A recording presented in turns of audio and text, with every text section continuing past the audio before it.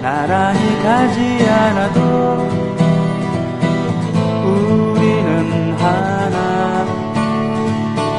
세상은 힘들게 해도 우리는 조합원. 우리는 하나.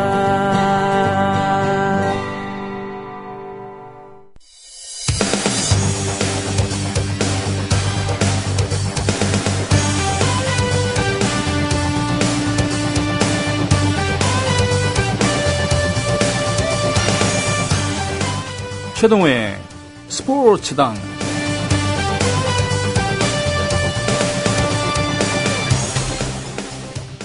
쌍방울 레이더스라고 하는 그런 참 그 막내 구단이었고 제7 구단이었습니다. 그리고 거기에 실질적인 팀의 리더였었던, 그때도 연식이 좀 오래되어 보였습니다만 그때부터 리더십이, 타격 솜씨뿐 아니라 리더십이 뛰어났던 것으로 있었던, 그래서 LG의 지금 사령탑이었었던 김기태 감독이 사실은 갑작스럽게 옷을 벗었어요. 그죠?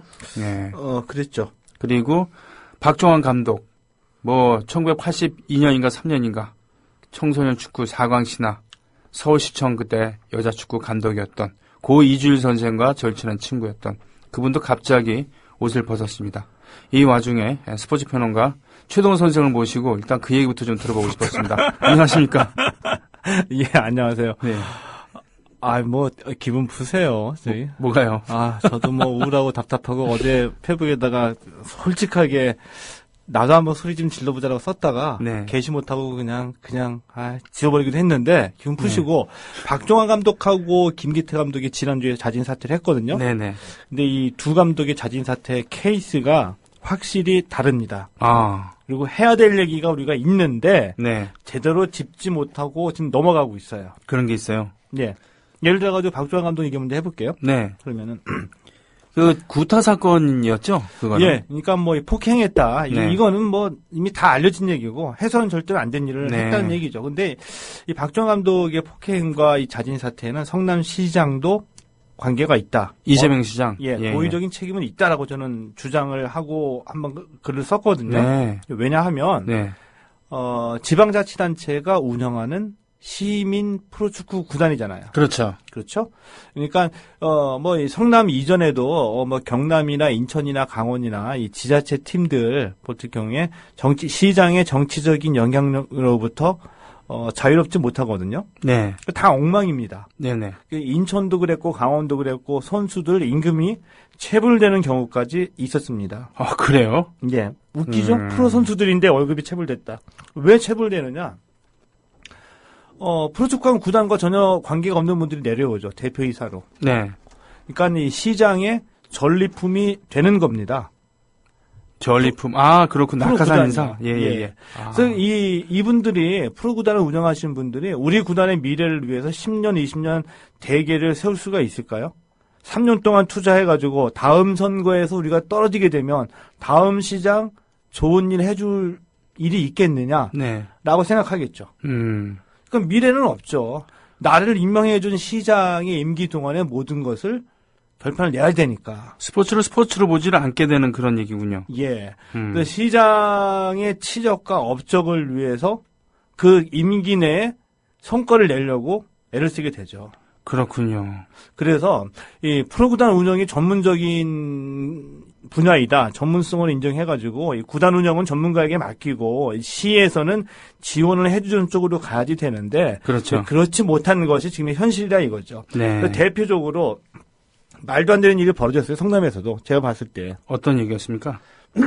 이 성남이 원래 그 통일재단에서 운영했던 팀이었었죠. 그렇죠. 통일교재단이었습니다. 일화 예. 이런 거였었죠. 근데 이 통일재단에서 프로구단 운영에 손을 떼고 성남이 네. 인수를 해가지고 이제 이 시민구단으로 재창단을 한 겁니다. 네. 근데 만약에 우리 손병희 형님이 프로축구팀을 창단한다라고 할 때 네. 그 사무국이 있잖아요. 사무국이 그래 선수단이 만들어져. 있고 네네. 선수단에는 감독, 코치, 선수들이 있고 사무국에는 그 구단을 운영하는 거죠. 네. 그러니까 주식회사 형태로 가기 때문에 대표이사가 있고 단장이 있고 사무국이 있는 건데 네. 누굴 제일 먼저 뽑아야지 돼요. 일단은 뭐 단장이나 사무국이나 대표이사를 뽑아야 되겠죠. 그렇죠. 책임지고 운영을 할 수 있는 예. 그런 주체를 뽑아야 그래서 되겠죠. 예를 들면 그 대표이사를 중심으로 한 사무국에서 네. 이제 구단에 대한 그 계획을 짜야지 되잖아요. 마스터 플랜을. 그렇죠. 우리 구단의 정체성은 이렇고 비전은 이렇다. 네. 그래서 이 색깔을 낼 수 있는 감독을 영입을 하고 코치를 영입을 하고 선수들을 뽑아야 되죠. 그렇겠죠. 근데 성남은 박종환 감독을 제일 먼저 뽑았어요. 감독을 뽑고 그 뒤에 신문선 대표이사가 사흘 뒤에 뽑혔습니다. 그럼 이렇다는 거군요. 그러니까 일단 마스터 플랜이고 나발이고 일단 스타성을 갖춘 감독을 뽑아서 구석을 예. 맞춘 다음에 거기에 끼워 맞췄다는 그런 얘기일 수도 그렇죠. 있고. 그럼 예를 들어가지고 예를 들면 대표이사와 이 감독은 서로 이렇게 호흡이 맞아가지고 그 대표이사가 그리는 밑그림을 실제로 그라운드에서 펼쳐 보이는 게 감독과 선수들이잖아요. 네. 호흡이 맞아야 되잖아요. 그렇죠. 그러니까 이제 이 대표이사한테 맡겨야 된다는 얘기죠. 그렇죠. 그렇죠? 근데 아무것도 없는 상태에서 구단의 대표이사도 없고 사무국도 준비되지 않은 상태에서 느닷없이 감독이 먼저 뽑혔다고 한다면 그 누가 뽑은 겁니까? 그럼 시장이 뽑은 거죠. 뭐 증거는 없지만 추정할 수 있죠. 그렇죠. 시민구단인데 누가 감히 뭐 국장이나 과장이 뭐 박종환 감독 영입했겠습니까? 그렇죠? 그런 거군요. 일단은 뮤직 페스티벌을 하기로 했는데 시에서 돈을 대갖고 그러면 일단은 뮤직 페스티벌을 치러낼 수 있는 그런 주체를 뽑아야 되는데 예. 그런 행정 출연자부터 조용필부터 뽑은 다음에 하라는 얘기였군요. 그렇죠. 그렇죠. 네. 그런데 그러니까 이 박종환 감독이 이제 이 한국 축구사에 이러는 게 많이 있죠. 네. 이건 저는 분명히 감독이나 이 코치의 경륜이 중요하기 때문에 나이는 불문이다 생각을 합니다. 네. 근데 박종환 감독의 특성이 있잖아요. 네. 성과를 냈는데 강압적인 훈련 방식. 그렇죠. 그리고, 뭐 한국 축구사의 한 획을 긋기는 했으나 그 이후의 행보에서 빠르게 변화해가는 그 세계 축구의 흐름이라든지 또 여기에 발맞추려고 노력하는 최신 한국 축구의 트렌드를 얼마나 갖고 계시는 모르겠는데. 그렇죠. 제가 볼 때는 박종환 감독이 영입했다는 거는 제 추정으로는 네. 시장 개인이 네. 자신이 그 과거에 갖고 있던 한때 나 축구 좀 좋아했었어라고 했을 때 갖고 있던 기억, 네. 이나 추억에 네. 기반한 인맥관계로 먼저 뽑아놨다는 얘기입니다. 참 아주 옳지 않은 행위죠. 그렇죠. 그러니까 정치인들이 얼마나 오만한 것인가. 네.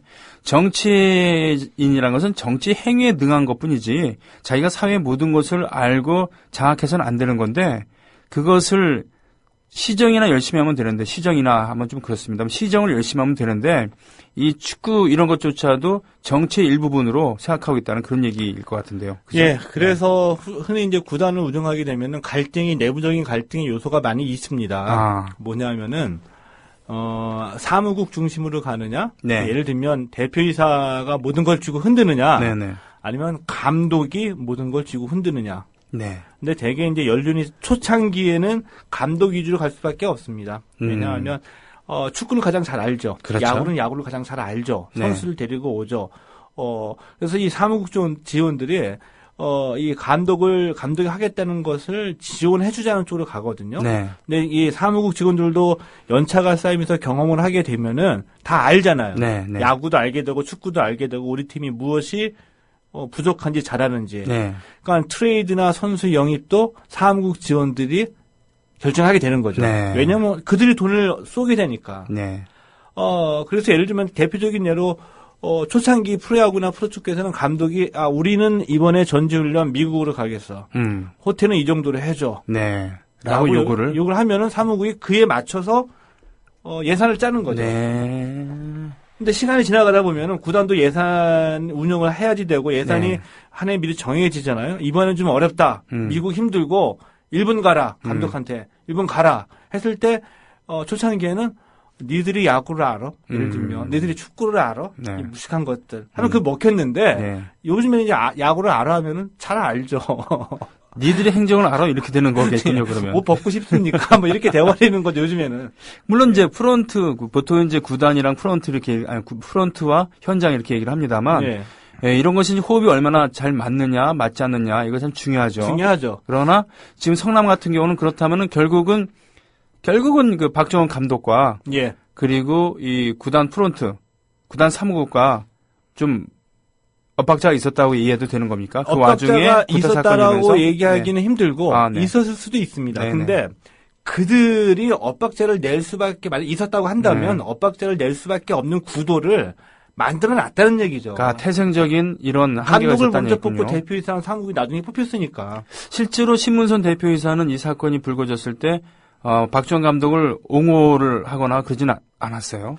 안 했고 박주원 감독이 마지막으로 물러날 때에 네. 또 홧김에 한 얘기인 것 같아요. 뭐라고요? 신문선 대표이사의 그 음해다. 근데 다 거짓말인 게 드러났죠. 예를 들면 그 연습 경기에서 이 주먹으로 얼굴을 가격을 했는데 뭐 꿀밤을 때렸다라고 얘기를 하고 이랬을 네. 경우에 다 이제 거짓말이 다 드러났잖아요.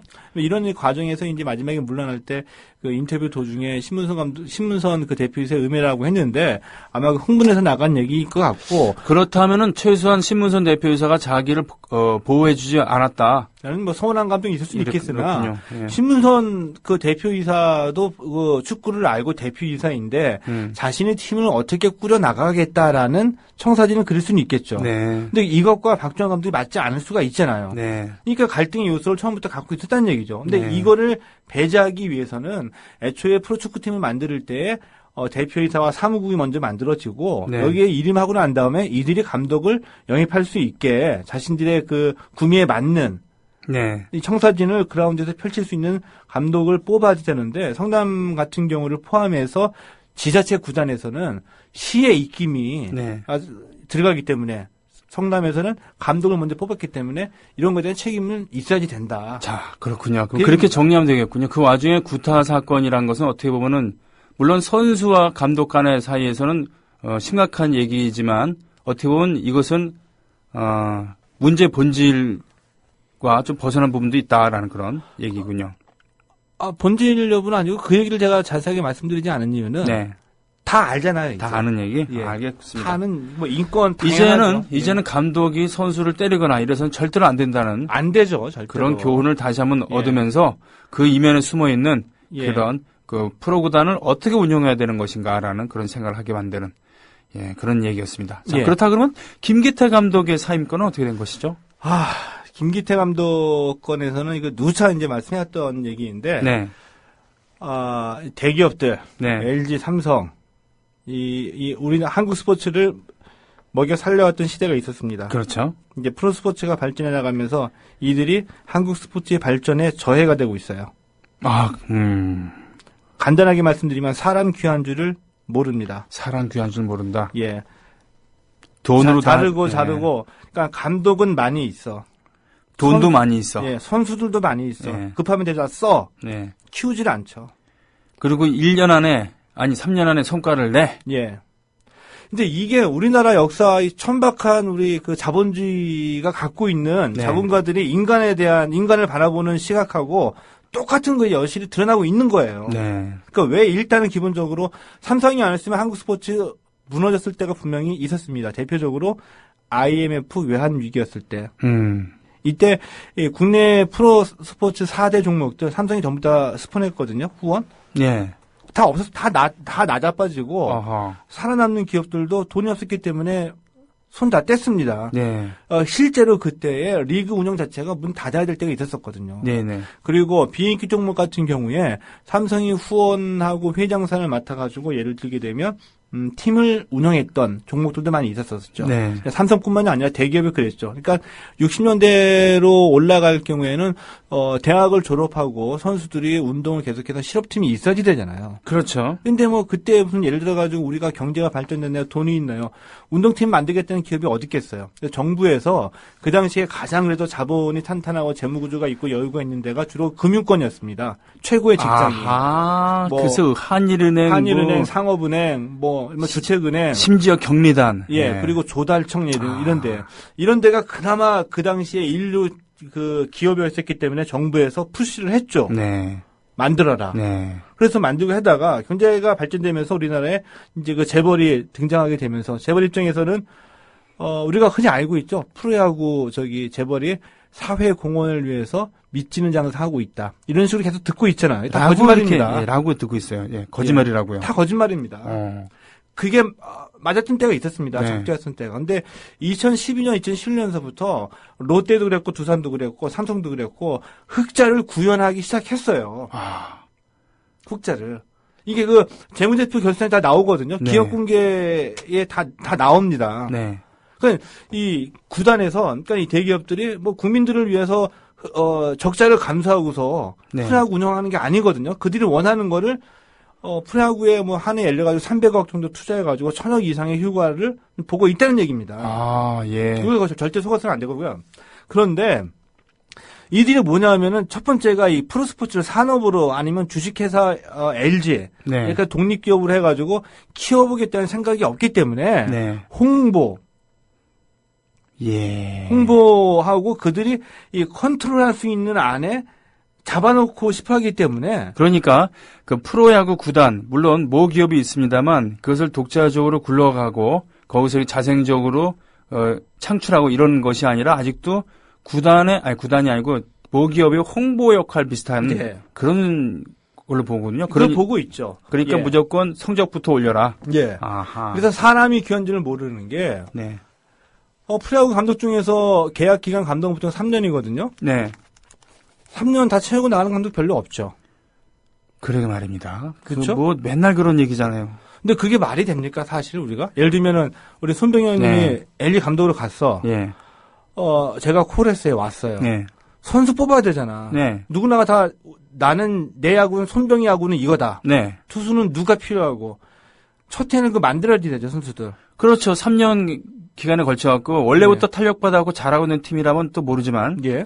그렇지 않은 경우는 처음부터 다시 시작해야 될지도 모를 그런 예. 곳이라면은 처음에 밭을 갈고 밭을 가고 그 다음에 검증입니다. 그렇죠. 해보고 플레이오프 뭐 4강 올라갔다가 네. 뭐 3대1로 깨지고 네, 부족한 거 다시 붙여가지고 최소한 3년째 승부를 내는 거거든요. 그렇죠. 그래서 3년째 성과를 보여준다. 예. 이런 3개년 계획을 가져가겠죠. 그러면. 예. 네. 그런데 기다려주지 않잖아요. 지금 당장 이걸 그 성적을 내라는 거잖아요. 네. 성적을.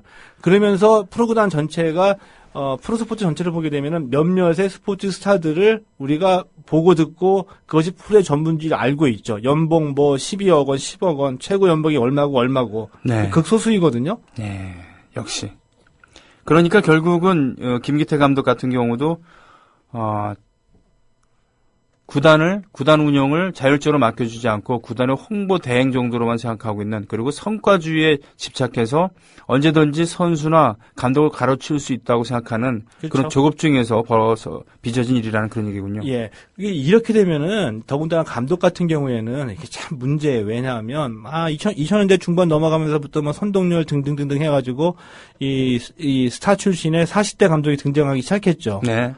그런데 단적으로 얘기해서 이 좋은 선수가 되기 위해서는 스타 플레이어가 되기 위해서는 수많은 경험이 필요하잖아요. 그렇죠. 이제 감독도 이기고 지고 경험이 있어야지 명감독이 되는 거 아닙니까?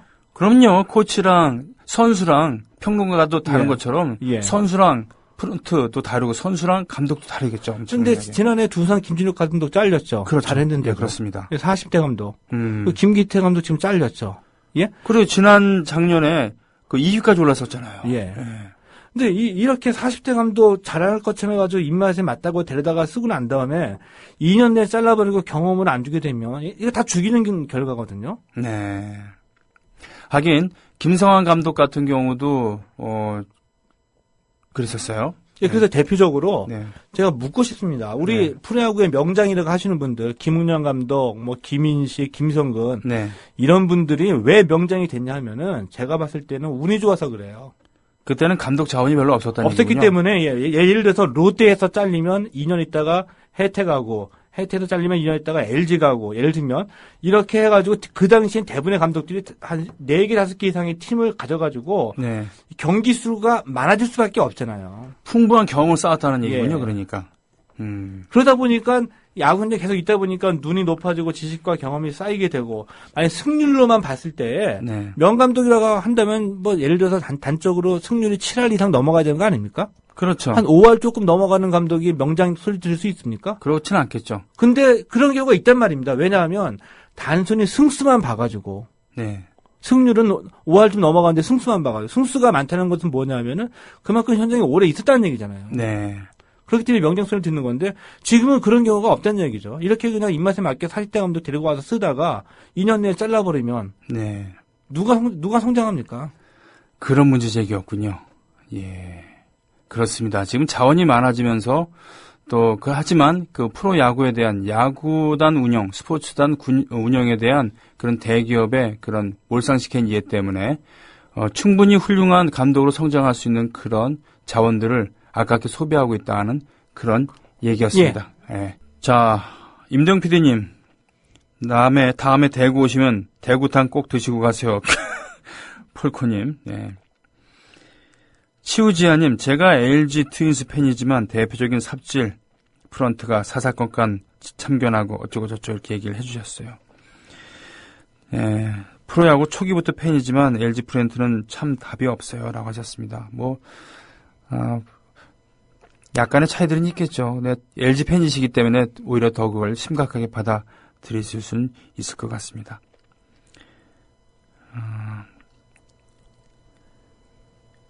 그 와중에 사랑과 정의님, 해수부 장관 격려로 출향 지연됐다는 것은 사실과 다르다라고는 기사도 링크해 주셨습니다. FC 성남을 1화로부터 그대로 인수한 거 아니었나요? FC 성남, 쥐약반당님, 뭐 그런 거죠. 자, 70년대 스포츠. 사실 저도 70년대 국민학생이었습니다만, 70년대 말에, 예. 저도 1년 동안 태권도장에 다 했었죠. 대부분 다 그래. 태권도 네. 얘기하면은 나도 뭐 했었었다. 안 해본 적 없어요. 심지어 한평생 안 해다가도 군대 가면 어쩔 수 없이 해야 돼. 그래가지고 우리나라에서 스포츠 기자 할 때 네. 제일 많이 듣는 얘기 중에 하나가 보통 분들이 이제 만나게 되면 스포츠 기자니까 이제 스포츠 얘기를 하시죠. 네. 근데 제일 어려운 종목 중에 하나가 축구하고 태권도야. 왜냐면 왜요? 축구는 웬만하면 모르는 사람이 없어요. 아, 네. 할 얘기가 많아. 사람들 만나서 얘기하다 보면 축구 얘기하다 보면 다들 평론가예요? 예, 조기 축구회 정도 나가시는 분들은 다 전문가고 네. 이런 게 이제 이 태권도도 만나서 10명 중에 한 5명 이상은 다들 옛날에 좀 했었어. 네. 저도 이제 고등학교 때 태권도부에서 1년 해가지고 단총 땄거든요. 고등학교 때. 고등학교 때요? 와, 예, 예. 고등학교 때 한 건 또, 했었는데 예. 뭐 이런 식이죠. 근데 태권도는 참 묘합니다. 뭐가 묘할까요? 우리가 자랑할 만해요. 네. 왜냐하면 우리나라에서 최초로 국제 조직을 만들었던 것이 바로 태권도죠. 그리고 우리 역사 속에서 물론 이제 뭐 삼성이나 뭐 현대차나 뭐 여러 가지가 있지만 이 어떤 문화 정신 그리고 이런 것들로 전 세계에 수출한 최고 명품 중에 하나라고 저는 생각을 합니다. 하긴 그래요. 뭐 태권도에서 그 예절이라든가 인격 수양이라든가 예. 이런 측면을 포함한 단순히 무술이 아닌 네, 그런 거. 그리고 태권도를 수련할 때 외국인들이 전부 우리나라 말로 하잖아요. 그리고는 그랜드 마스터라고 합니다. 예. 사범주 중에서도 존경받는 사범을 예. 그랜드 마스터라 그러면서 존경을 한 몸에 받죠. 예. 그런 분들이 외국에 몇 분 많이 계세요. 이렇게 자부심을 느낄만 한데 네. 지금 이제 국제 태권도계를 주도하고 있는 이 WTF 세계 태권도 연맹 네. 그리고 한국 태권도의 본사인 대한 태권도 협회 네. 엉망입니다. 그 음모, 부정부패, 전횡 이런 것들. 지금 표정이 모든 것을 말해주고 계세요. 지금 우리가 지금 보이는 라디오를 하질 않아서 그런데. 이게 엉망이에요. 이런 거 보면은. 저렇게 이게 이런 현실 속에서 어떻게 세계에 나가서 우리 태권도를 이렇게 꽃을 피웠는가? 네. 라는 회의가 들 정도로. 네. 대표적으로 지난해에 우리 태권도 사범이 자신의 아들도 태권도 선수인데 네. 워낙 본인이 청탁하지 않고 뇌물 주지 않는다고 해가지고 따돌림 받아서 판정에 계속 피해를 받아가지고 자살하신 분이 있었었죠. 그래요? 태권도 사범이. 그렇습니까? 예. 그래서 그것 때문에 난리가 났었잖아요. 그래서 태권도 조사를 해보니 서울시 태권도협회의 회장이 규정에도 없는 연봉 1억 원 받고 다니고, 예를 들면. 네. 그리고 국회의원에서는 서로 무슨 건달들 동원해가지고 국견장 하겠다고 서로 치고받고 싸우고, 이런 일이 수차게 벌어졌었죠. 왜 그러느냐? 돈이 있기 때문에 그래요, 태권도는. 돈이 있기 때문에? 돈이 어디서 생기느냐? 단증 낼 때 우리 그냥 해주는 거 아니죠. 그렇죠. 국회의원 가갖고는 해야 돼요. 그리고 승급할 때마다 노란띠에서 무슨 파란띠, 빨간띠 올라갈 때마다 네. 심사비 받죠. 그렇죠? 이게 국내뿐만이 아니라 전 세계에 있는 사람들도 태권도 수련하는 분들이 네. 다 낸다 이거죠. 예, 그 내는 거를 어디로 가요? 그게 한국으로 온다는 세계 태권도 협회로 온다는 얘기입니까? 국기원으로 다 갑니다. 국기원으로? 예. 아, 이게 무슨 로마 교황청도 아니고. 로마 교황청만한 해요. 전 세계에서 네. 태권도를 배우는 분들의 그 느낌은 네. 한국 하면은 와 사범님의 나라 예를 들면 네. 국기원 이 성지 태권도의 성지 이런 느낌을 갖고 있는 게 맞습니다. 하긴 그 항상 절대 대단하다는 권력은 거죠. 절대 부패한다는 얘기가 있습니다만 바티칸도 깨끗하다고 그 얘기한 사람이 별로 없잖아요. 그죠? 예, 그렇죠. 예, 그 아는 사람들은 아, 거기야말로 정말 예. 예, 세상의 축소판이다 이렇게 얘기를 합니다만 그렇군요. 근데 이런 태권도를 우리가 어떻게 만들어냈느냐. 그 얘기를 지금 하시는 이것도 놀랍다 이거죠. 네. 자, 그 얘기를 풀어 주시죠. 예, 이거 아마 2회로 가야 될 것 아, 같은데요. 예, 2회로 하시죠. 예, 그럼. 왜냐하면 초반엔 최홍희라는 인물을 빼놓을 수가 없습니다. 그렇습니다. 한국 전쟁에 참전했었던 예. 장성 출신이죠. 근데 최홍이라는 분이 이 한국 전쟁에 참전했던 장성이었었고요. 네. 그리고 대한 태권도 협회를 최초로 만들었어요. 분이었습니다. 네. 그런데 박정희와 틀어지죠. 틀어져요. 캐나다로 망명 가서 북한의 태권도 시범단을 이끌고 들어갔다가 네. 거기서 김일성의 부탁을 받고 북한 태권도를 전파하고 보급합니다. 그렇습니다. 북한군이 수련하는 태권도가 이분이 만드는 태권도예요. 맞아요. 예. 그리고 그 북한이 전파하는 태권도는 글러브를 끼고 예, 손으로도 이렇게 ITF라고 이제 국제 태권도 연맹 네. 양분 됐었죠. 그래서 이 최홍이라는 분을 빼놓을 수가 없고 최홍이가 물러나자 박정희 입장에서는 태권도를 키워야지 됐습니다. 네. 왜냐? 첫 번째는 무도이기 때문에 네. 군인들한테 보급을 해야지 되고 그 다음에 박정희가 보기에 태권도가 꼭 필요한 거예요. 네. 박정희 시대에 박정희가 강조했던 거 있죠. 우리가 어떻게 보면은 빼고 100% 확실하게 이데올로기적 장치로 성우 이순신을 성우왕했죠. 그렇죠. 상무 정신을 고취시킨다면서 자신의 군사 쿠데타를 합리화시키는 그렇죠. 장치 중에 하나였어요. 그래서 우리 세종루의 그 이순신 장군 동상 그런 거 보면서 저도 어렸을 때 뭐 자랑스러운 느낌이면서 나도 언젠가 한번 칼을 휘둘러 보겠다. 예를 들면 네. 그리고 우리 때는 제가 이 초등학교, 중학교 정도 다닐 때는 우리 때는 한 번씩 꼭 가봐야 되는 우리 민족의 어떤 성지 중에 하나가 아산의 현충사였었어요. 근데 그거 아시죠? 예. 광화문에서 있는 이순신 동상 그 고증 잘못됐다는 거. 예, 그랬죠. 그 갑옷이 그때도 칼 길이가 어쩌고 아니 중국 갑옷이래 그게. 우리나라 갑옷이 아니고. 예.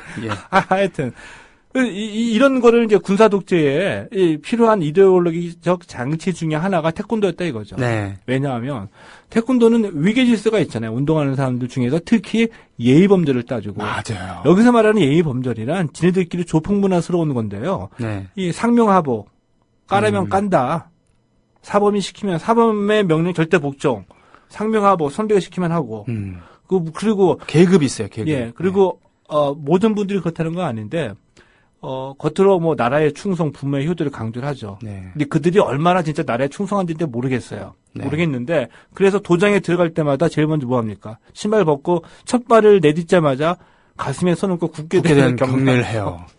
그리고 저는 화랑도 화랑의 세속 5기를 처음 들은 게 학교가 아니고 예. 태권도장이었어요. 그러니까 박정희가 보기에 얼마나 이거 예뻐 보이는 종목입니까? 아니면 그렇게 만들었겠죠.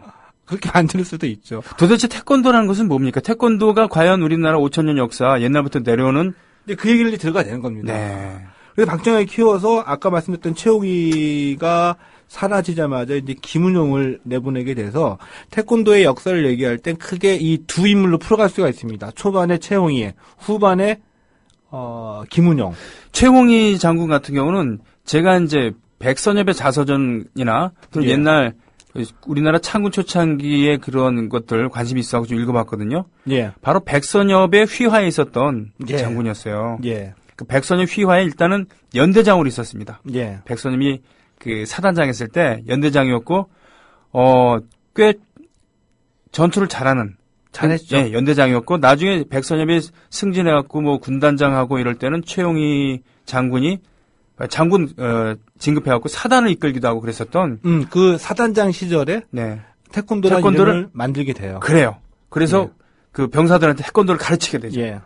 근데 그거 조금 이따 말씀드리겠습니다만은 그 얘기를 들어보면 또 그 당시에 우리나라 군대가 얼마나 엉망이었는지도 알 수가 있습니다. 아. 근데 이 태권도 하니까 우리 거라고 생각을 하잖아요. 네, 당연히. 우리 민족의 네. 전통 무예, 무술 이렇게 보통 분들이 알고 계시죠. 저도 그렇게 알고 있었어요. 예.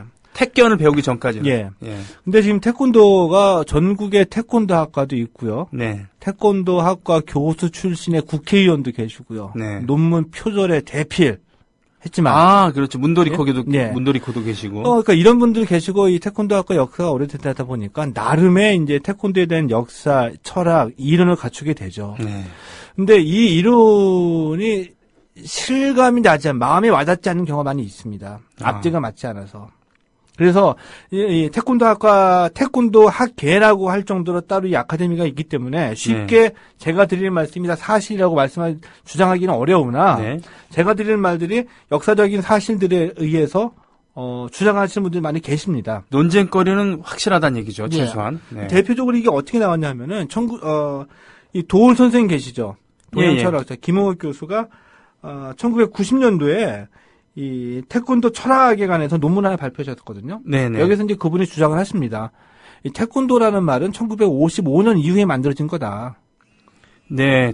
1955년 이후에 태권도란 말이 처음 만들어졌다는 말씀이시군요. 예. 그리고 지금 우리가 보고 있는 태권도의 모든 유형의 폼 동작들은 네. 완벽하게 가라데에서 온 것들이다. 라고 주장을 공개적으로 제일 먼저 말씀하셨었죠. 기억납니다. 가라데. 바로 가라데는 그걸 한자로 쓰면 공수입니다. 공수죠. 그러니까 공수도죠. 공수도가 이제 가라데인데 이것이 바로 태권도의 원형이다 이거죠. 예. 근데 우리가 역사적인 사실들, 네. 그러니까 일제 시대 때부터의 태권도가 어떻게 조직이 되고 발전해 왔는지를 네. 살펴보게 되면은 이 말에 공감이 가요.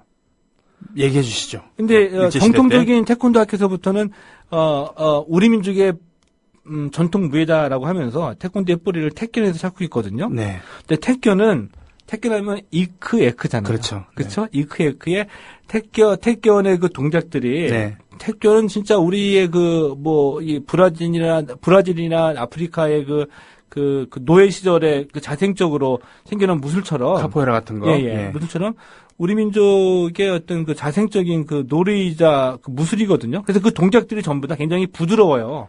그게 이제 제가 해봤기 때문에 예. 이제 해봐서 아는데 진짜 해봤는데요. 예.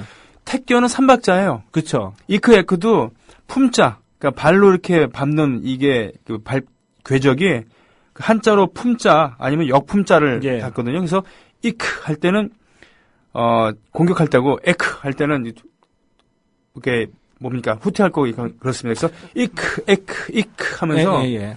3박자거든요. 그 가라데, 그러니까 태권도는 근데 2박자예요. 태권 이거거든요. 그렇죠. 근데 직선이고. 예, 해보면 아는 게, 그러니까 그래서 태견은 3박자에다가 곡선이에요. 끊임없이 예. 이어져요. 네, 맞습니다. 이어지면서 부드럽게 곡선을 그리죠. 그렇죠. 그러면서 그 태견에서 나오는 발 동작이나 손 동작은 모두 다가 어디서 출발한 거냐면은 자생적이었기 때문에 네. 뭐 밭 가는 동작에서 삽질하는 동작이나 호미질하는 동작이나 뭐 이런 데서 다 이게 응용이 돼가지고 나온 거거든요. 네. 근데 태권도는 굉장히 2박자인데다가 절도를 강조하죠. 이어지는 게 없어요. 이어지는 게 아니고 딱 멈춰야 끊어지죠. 돼요. 딱, 예, 끊어져야 되고 끊어지죠. 직선이죠. 직선이죠. 네. 이게 다르다는 거죠. 음. 다르다는 거. 그런데 그럼 태권도의 이 동작과 기술은 어디서 흡사하냐? 일본의 가라데라는 거죠.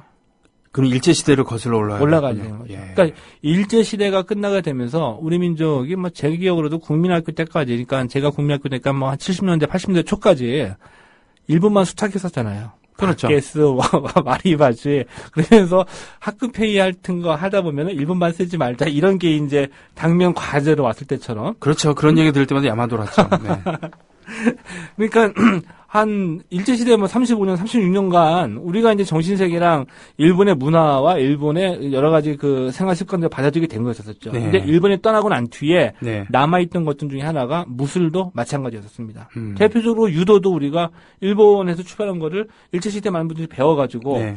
왔었었죠. 또 유도를 배우겠다고 일본에 건너가기도 했었었고. 그렇죠. 예. 그러니까 일본이 폐망해서 일제는 물러났지만 그 속에 우리 한반도에 일제가 남긴 것들이 수많이 있었었는데 네. 그 중에 하나가 이제 가라데였다 이거죠. 근데 공수. 우리말로는 공수도 또는 네. 당수도라고 당수. 얘기했었던 겁니다. 네.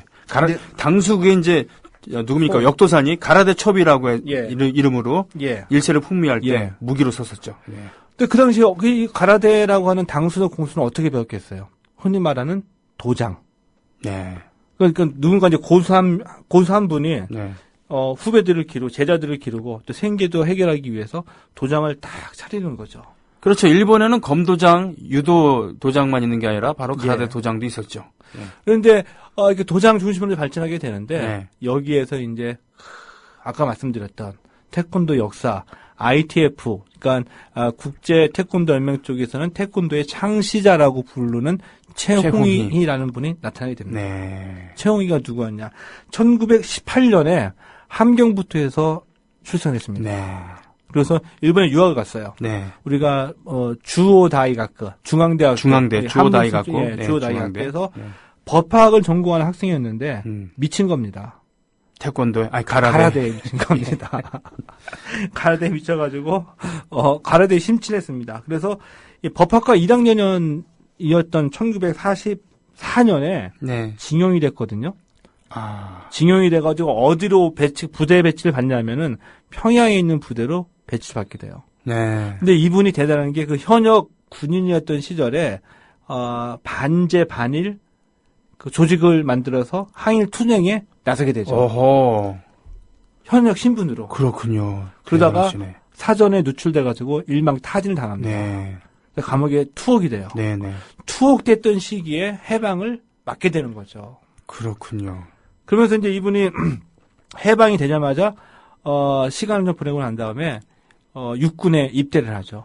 국방경비대. 예. 그때도 틈틈이 시간 날 때 본인이 도장도 열고 네. 해가지고 가라데를 보급하기도 했었습니다. 네. 근데 이제 생계가 일단은 이제 군인이 되겠다는 꿈을 품고서 육군에 입대를 하게 된 거였었죠.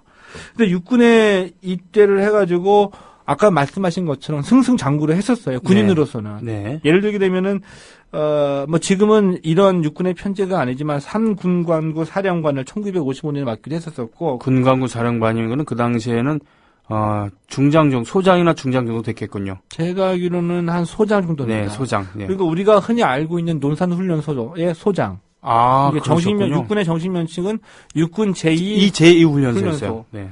논산훈련소 소장에다가 네. 군단장까지 맡게 될 정도로 승승장구를 했었었죠. 네.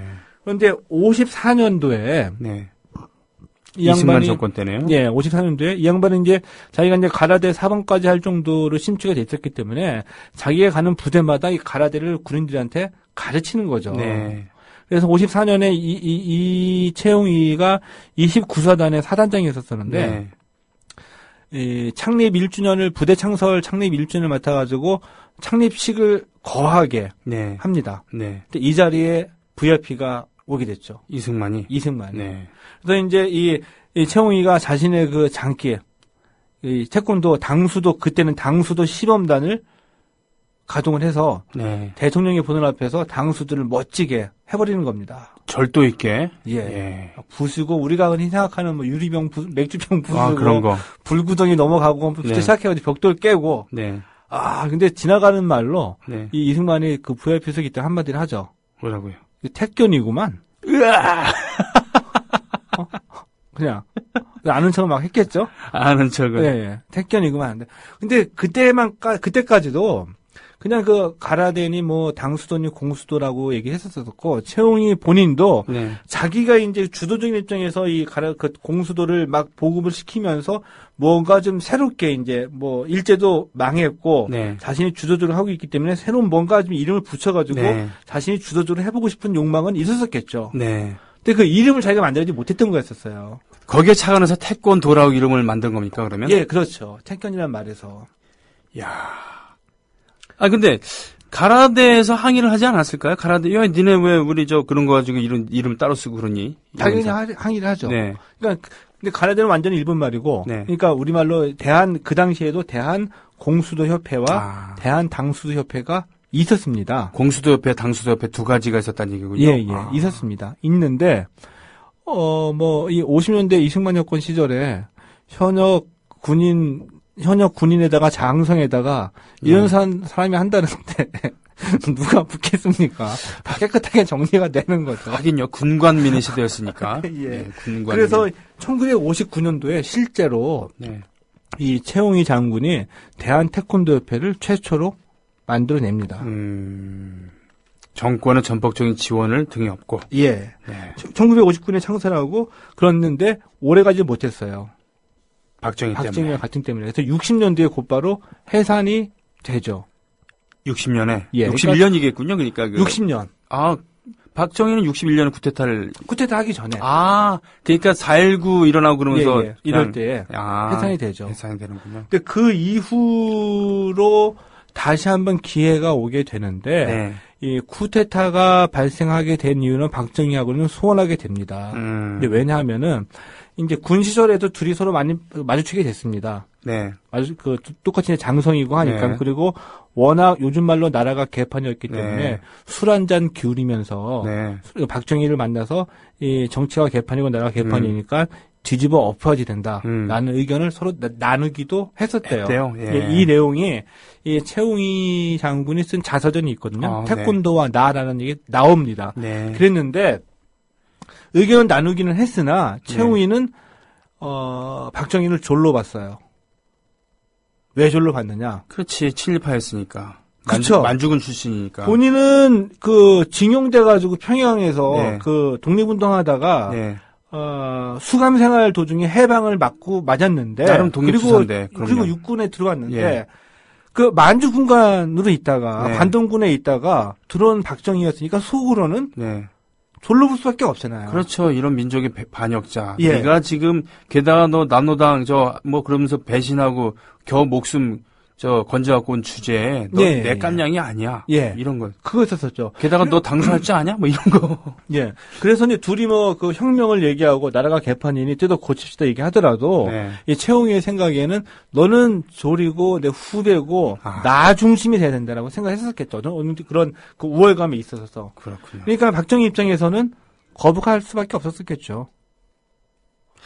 그러게 말입니다. 사실은 5.16 쿠데타 이후에도 군 선배인 장도영, 송효찬 이런 사람들을 앞세우다가 어느 순간 자신이 그들을 숙청을 하고 전면에 나서게 되죠. 그렇죠. 예, 그만큼 야심가했던 박정희가 최홍희 장군한테도 안 그랬을 리가 없겠죠. 자, 예, 그렇습니다. 그래서 그 부분을 짧게 정리해 준다면은 예.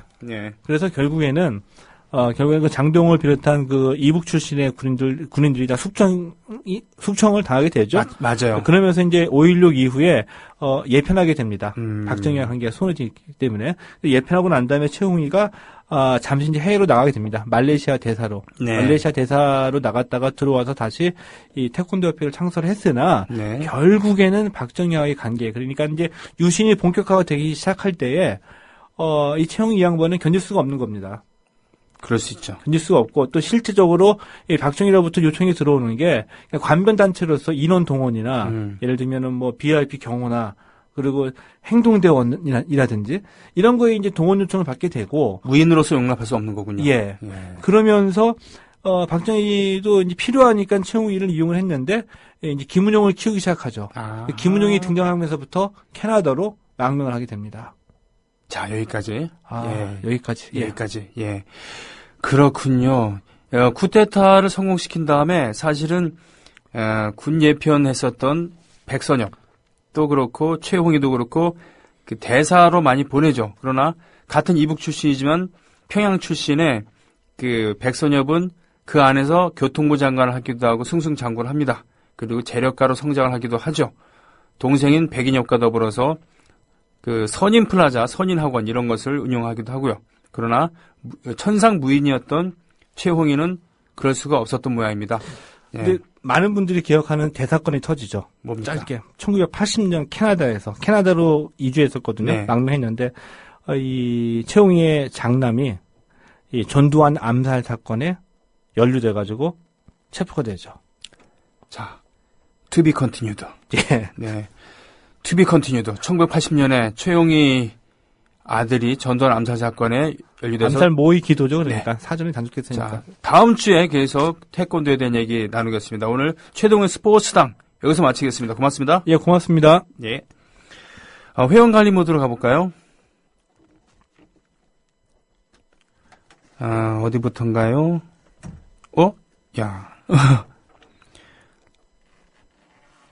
사는 곳을 밝혀주지 않으신 가랑비 김도원님, 그리고 포천시 소울읍에서 망한 새누리님, 경기 안양시 만안구의 청랑님, 경기 안양시 동안구의 YHSCC83님, 경기 군포시에서 최아미님, 부산 사상구 주례동에서 ISCHOI66님, 또 대전 서구 월평 이동의 갑천 아줌마님, 이분들께서 예비조합원으로 등록해 주셨습니다. 반갑습니다.